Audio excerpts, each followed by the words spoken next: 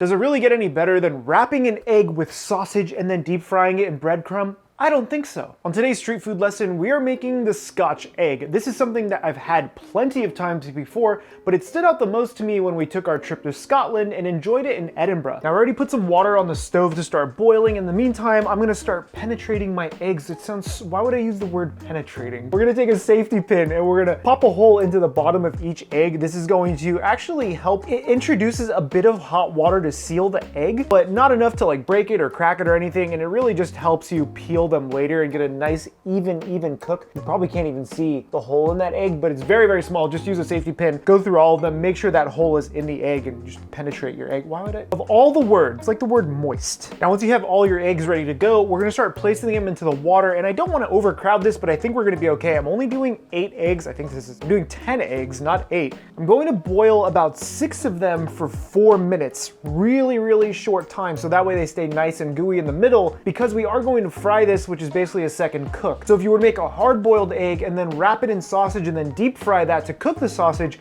you're gonna be cooking the eggs for almost like 17 minutes at that point. So instead, I'm gonna cook these for around 4 minutes for a small batch of them. And for another set, I'm gonna cook them for around 6 to 7 minutes just so I can have them as a snack because I need to use these. So I'm gonna set my timer for 4 minutes right now. And as soon as these kind of hit the water, making sure that you're very gentle when you do this because these can crack very easily. We'll get another 2 in here. We're gonna do a total of 6 Scotch eggs, and the rest of them are going to be just regular soft-boiled eggs because I want them. But now I've realized that I may not have enough room, so we're gonna try. You know, we're gonna try not to overcrowd it, but it should be okay. I've done worse things. Since this heat doesn't like to stay hot, it sounds very awkward. I am gonna throw a lid on this to make sure it continues to boil because you want that water boiling the whole time. So we're gonna let that go for 4 minutes. We're gonna remove 6 of them, then we're gonna let it go for an additional 2 minutes and remove the rest. In the meantime, get a water bath going. Always have that ready so you're not like scrambling your eggs. Happening today?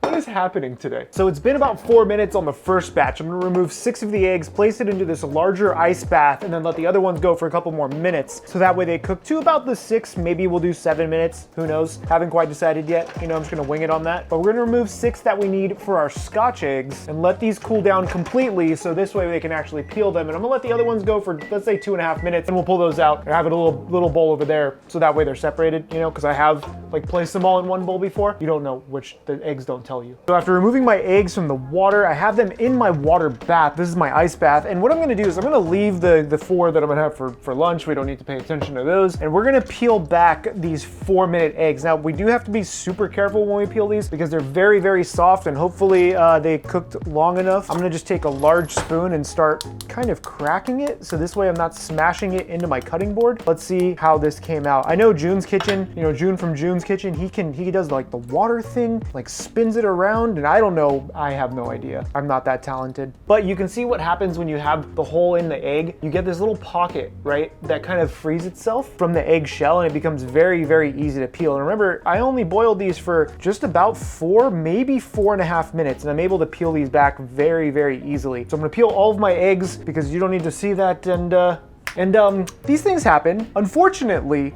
4-minute eggs were a poor choice for this. You could, I mean, look at it. That's the yolk right there. This one is just about to explode out of its egg white shell. This guy is just doing the same thing. We're gonna try the 6-minute egg, see how that came out. Usually that's pretty solid. I'm gonna boil just like a couple more and I'll be back, you know, round 2 for eggs. These will just be an egg salad sandwich. It's gonna be amazing because look at how nice the 6-minute egg peels, and it's still pretty soft. Maybe we'll just make a couple more 6-minute eggs. Nobody has to know about those 4-minute eggs. That's gonna be egg salad sandwich. Yeah?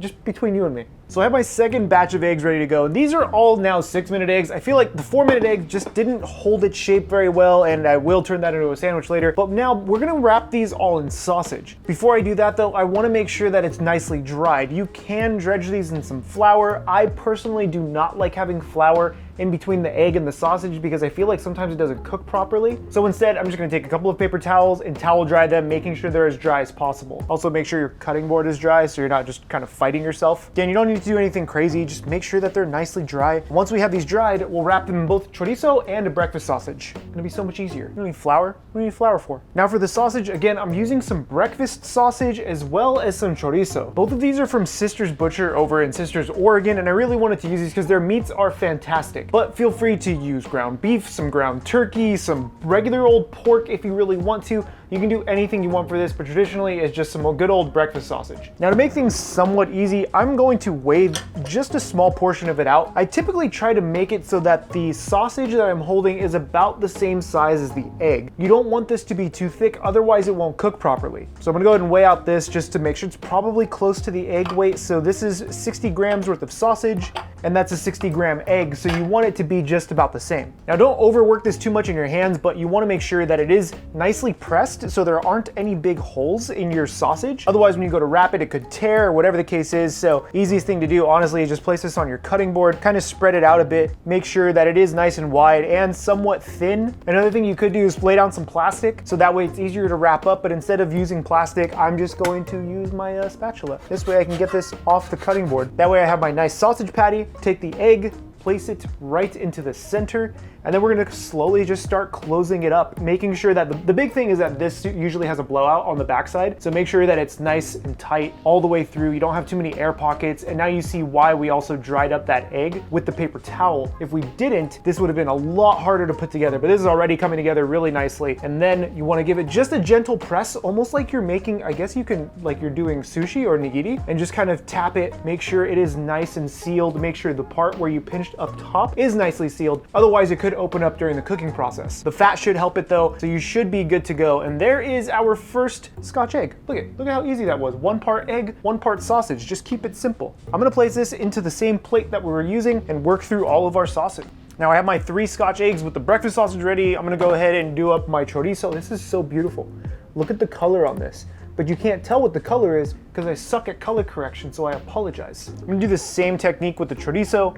I was able to get 4 portions of chorizo at 55 grams, so slightly less than the breakfast sausage was, but I think because of the amount of fat in the chorizo and how fine the fat is, I can stretch this a bit thinner and it should wrap around this egg, so only time will tell. Let's see if I can get this around this egg very, very carefully. And remember, the longer you handle this, the more the fat will start warming up, which is what you don't want. Don't handle these too long if you can avoid it. I think 50 grams is really shy, but we're gonna be able to get this on there because also chorizo is a very strong flavor compared to the breakfast sausage. If we're nice and we're careful and we're gentle, we can get this nicely sealed up. And there's our Scotch egg. Place this on the same plate. We're gonna let this chill. And I'm gonna finish the other ones and then we're pretty much ready to go. Here's our Scotch eggs ready to go. Now you can fry these immediately, but I personally think once they've chilled for an hour or 2 in the fridge, so everything gets really cold again, the fats from the sausages get really cold again, the yolk gets really cold, it'll actually fry better later. Plus I'm late for my workout, so I'm gonna put these in the fridge, work out, come back, eat some fried eggs. Excellent post-workout meal, don't tell my trainer. So I finished my workout and I have all of my Scotch eggs chilled and ready to fry. I even shaved for you guys. Look, looks halfway nice now. Scotch eggs have a typical breading station, so you're gonna need your flour, your eggs. I added a touch of half and half to thin my egg out, and then some breadcrumb. I'm choosing to use panko because I really like the texture and the flavor, but feel free to use whatever breadcrumbs you have. If you have some old croutons, you can chop those up. What works really well is the leftover croutons from the Costco Caesar salad because they give you way too many of them. Just throw those in a Roboku and you have breadcrumbs. Regardless of which breadcrumb method you choose, make sure you do season both your breadcrumbs, your egg wash, and your flour because we did not season the Scotch eggs at all.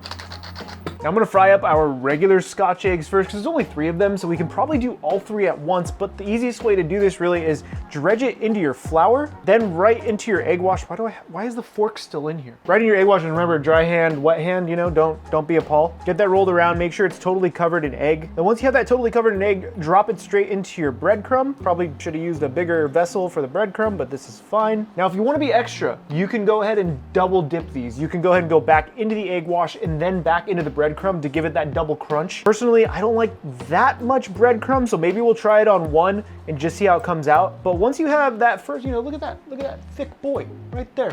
Okay, yeah, we're just gonna go in. I'm not gonna be careful at all. Godspeed, little one.